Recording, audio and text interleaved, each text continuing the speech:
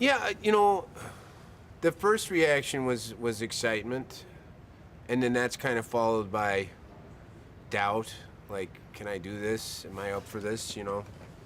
Because it's a huge responsibility. It's obviously a very expensive movie, and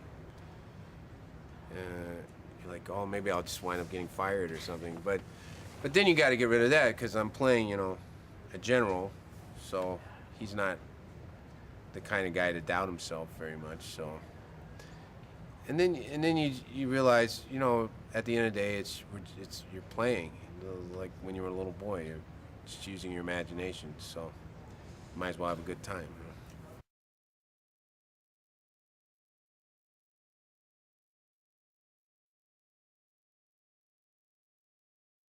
I don't know. I don't know if I've even processed it yet. I mean, I didn't go back and watch Superman 2 again because I was worried about, like, I just knew that whatever I did had to be totally different, and I didn't want to pick up any mannerisms or anything. But um, I I do feel like that just the scripts in and of themselves are very different. The way that David has written the character.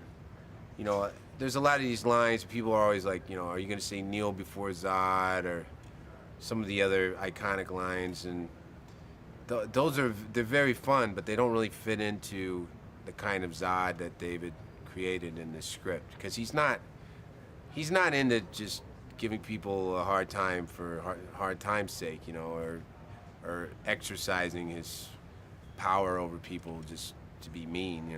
He's actually trying to do something. There's something he's trying to do, and that's all he cares about.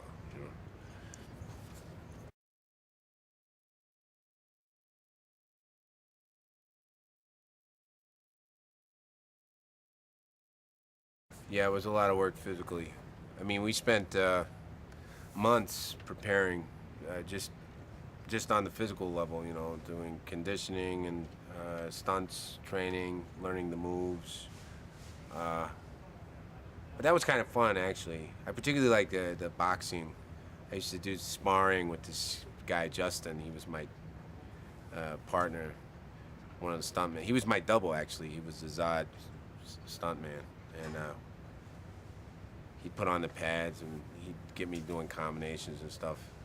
I think every guy's a sucker for that. Yeah.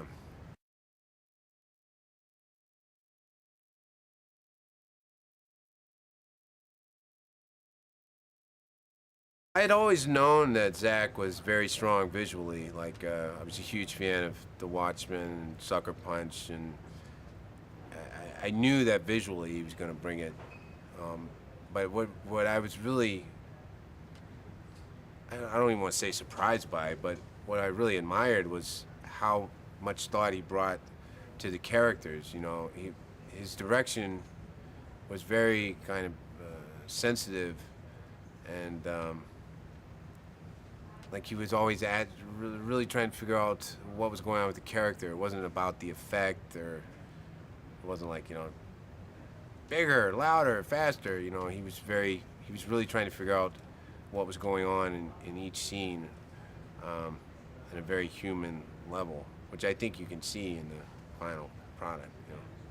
Because a lot of people just think, oh, this is going to be a big spectacle, but I think what will surprise people is the scenes between the characters actually have some gravity to them.